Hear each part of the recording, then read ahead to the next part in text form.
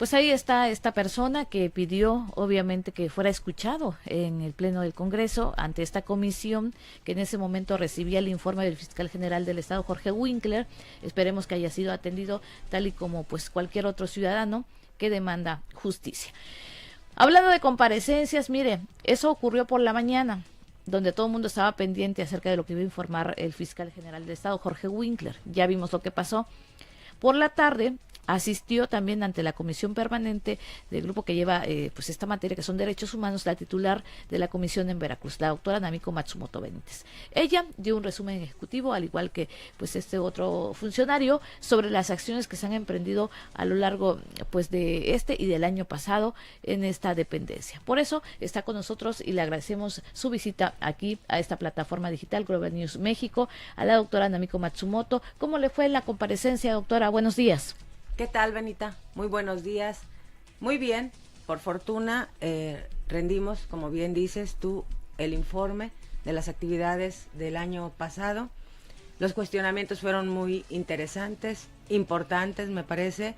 Nos dieron la oportunidad los diputados, a través de las preguntas, de explicar el trabajo que ha hecho la comisión y que sigue haciendo, por supuesto, en cumplimiento de su mandato constitucional.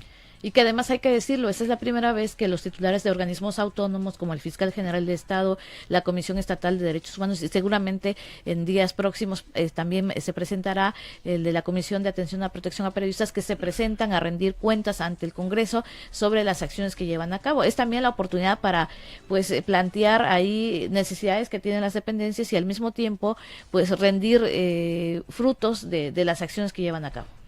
Efectivamente, es la primera vez que se hace en este formato de comparecencia, sí, donde hay la posibilidad de que los diputados hagan directamente cuestionamientos sobre lo que se ha hecho en las distintas dependencias.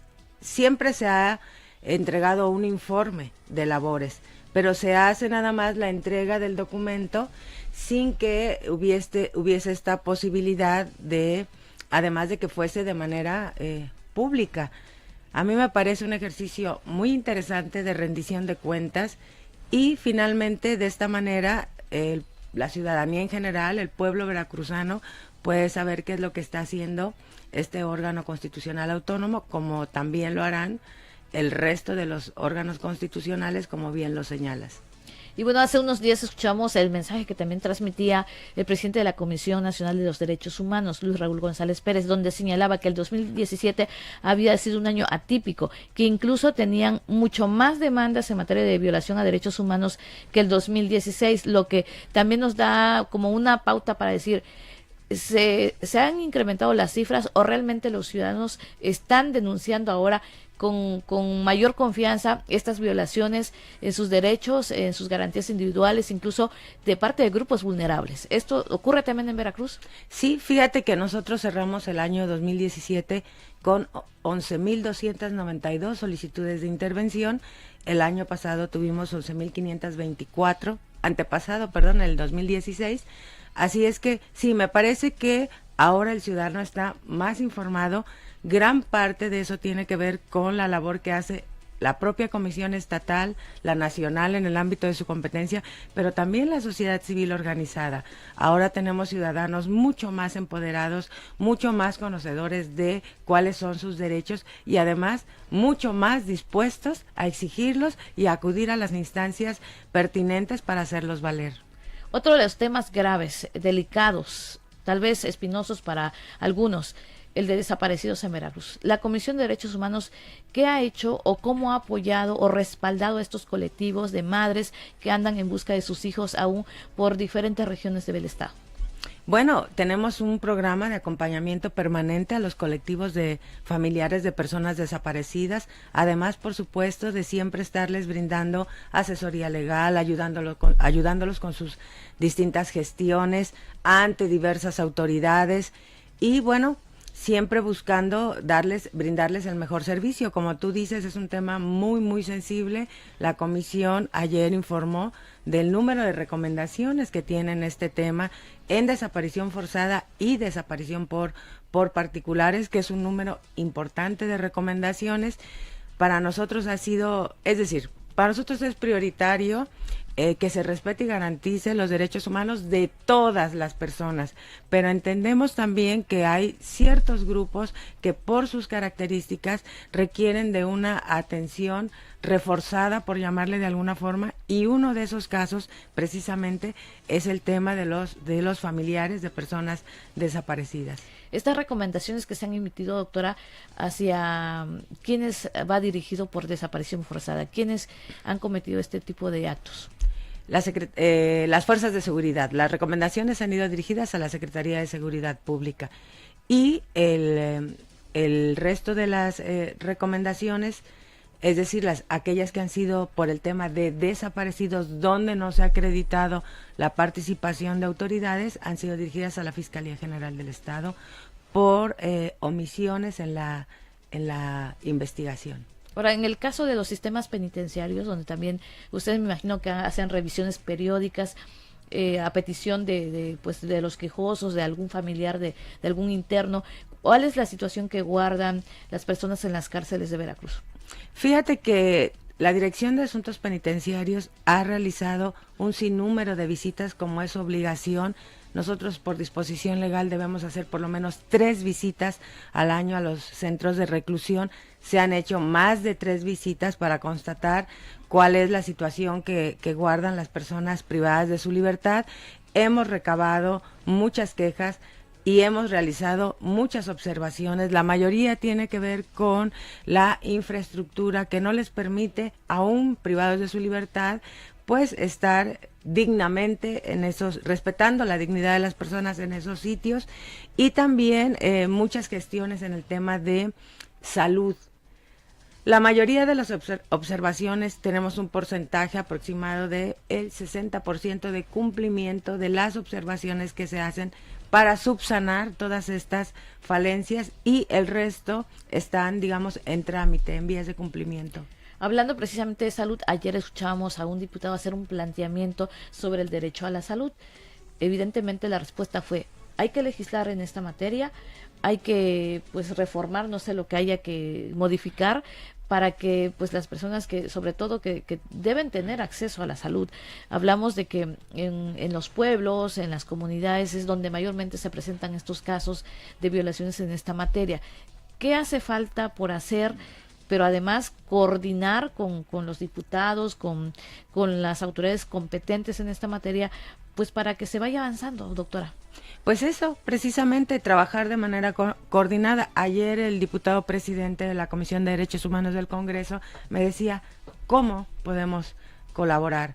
Bueno, hay muchas vías, pero por supuesto lo primero que tenemos que hacer es sentarnos a platicar. Las falencias, digamos, las necesidades ya están identificadas. Nosotros acabamos de presentar un informe, por ejemplo, sobre la situación de los derechos humanos de los pueblos indígenas y sus miembros, que visibiliza perfectamente cuáles son las necesidades que tiene esta población.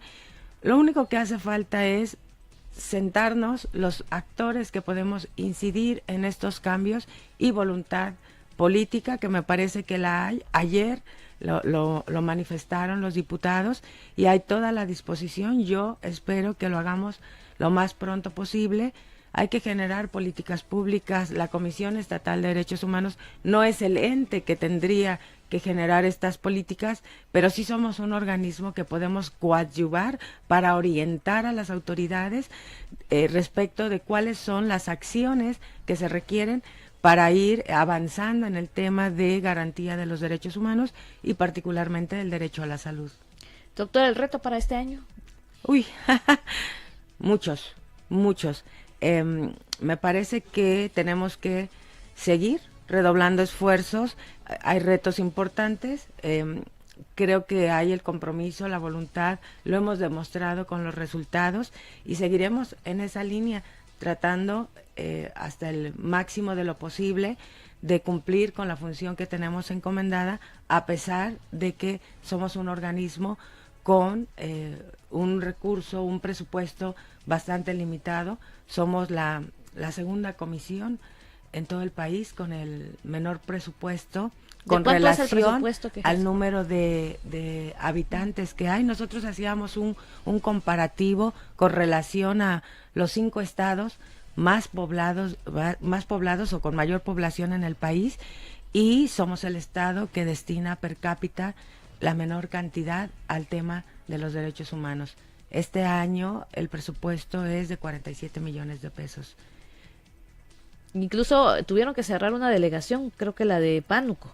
Efectivamente, bueno, el año pasado hubo un exhorto a todos los organismos públicos y a las entidades de la administración pública para hacer un ajuste presupuestal. Nosotros hicimos un análisis.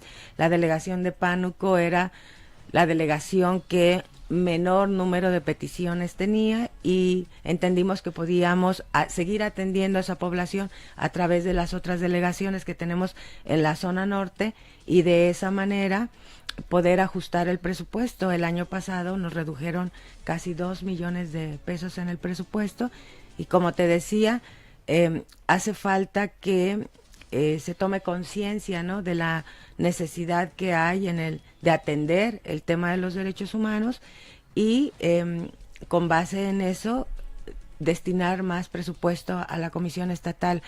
En el análisis que hicimos en el desempeño interno de nuestro personal, cada visitador tiene que atender en promedio 353 solicitudes de intervención. Imagínate, es humanamente imposible hacerlo con la eficacia que estamos comprometidos. Hacemos todo lo posible. El año pasado cerramos con 50 recomendaciones. El año 2016, en 2017 lo hicimos con 56 recomendaciones, y 24 conciliaciones, un promedio de 80 resoluciones. Estamos haciendo un esfuerzo enorme. El personal es muy comprometido. Tenemos claro que tenemos una obligación muy importante y darle respuesta al pueblo veracruzano. Sin embargo, los recursos son limitados. Pues con poco dinero, pero con un personal comprometido para llevar a cabo estas acciones que pues prevén y además están tratando de inhibir todos estos delitos en materia de violación a los derechos humanos. Doctora Namiko Matsumoto, muchas gracias. Al contrario, Benita, muchas gracias a ti. Es la presidenta de la Comisión Estatal de los Derechos Humanos, esta mañana aquí a través de Global News México. Le invitamos que se quede